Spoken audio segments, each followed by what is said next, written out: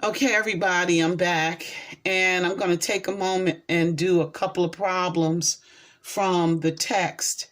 It's also going to be the same problems in your homework. So I'm going to do number 1, and I'm going to do number 5. Then you will have the rest to do on your own. If you have any questions for me, you can always reach me in my email. You can send me a note on Class Dojo, and I'm also going to give you a Google number. You can even give me a call. Boop. Okay, so number 1 says, write an equivalent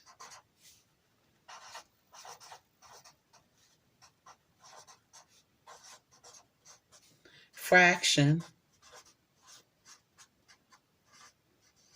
for 3/5. Put my 3/5 right here.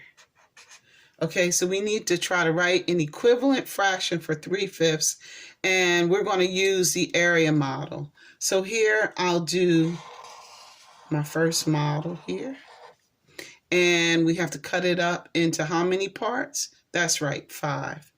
So let me try to do this as neatly as possible. So that's 1, 2, 3, 4, and 5. So we have 1/5. I'll color it in. We have 2. And we have 3. So to find the equivalent fraction, let's go ahead and split these 3/5 in half. But we're going to also split the other fifths in half too. So we have all of these, we're going to split them in half. So instead of fifths now, these are fifths here. This is 1/5, remember? And this is 1/5. I just wanted you all to be able to see this very clearly. And this is 1/5. So now I'm going to use my ink pen to write tenths, the tenths in. So this is 1/10. This is 1/10. So it takes 2 of these to make one of those. This is 1/10, 1/10, and we can do that all the way around.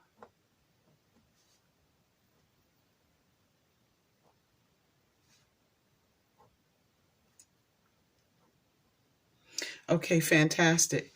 So here we have our 3/5, 1, 2, 3. But now we got to see what the equivalent fraction. I'm going to go ahead and take our 3/5 and put it over here.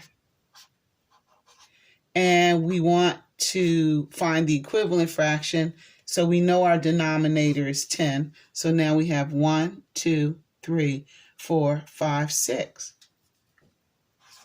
So 3/5 is equivalent to 6/10. That wasn't hard, was it?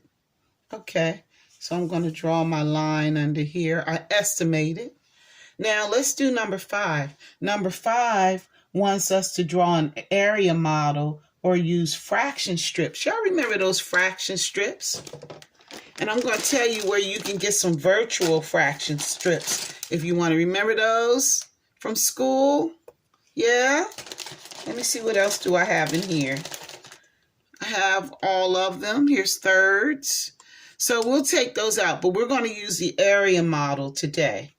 And again, I'll let you know where you can go to get virtual fraction strips if you need to use that to help you to figure out these problems. So now we have to find an equivalent fraction to 4/10. And we have to use our area model. So let's go back and let's draw our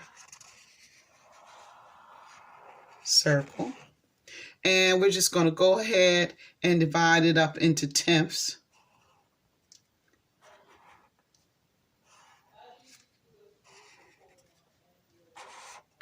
So here we have fifths. So let's cut it up into tenths. Well, look at me. I'm doing good. And how many tenths do we have, class? We have 4. 1, 2, 3, 4. But this time, they put also where they want us to go. They want us to go to fifths. In the first problem, we went from smaller denominator to a larger denominator. In this situation, we go from the larger to the smaller. So we can actually see that if this is a tenth, and this is a tenth, and this is a tenth,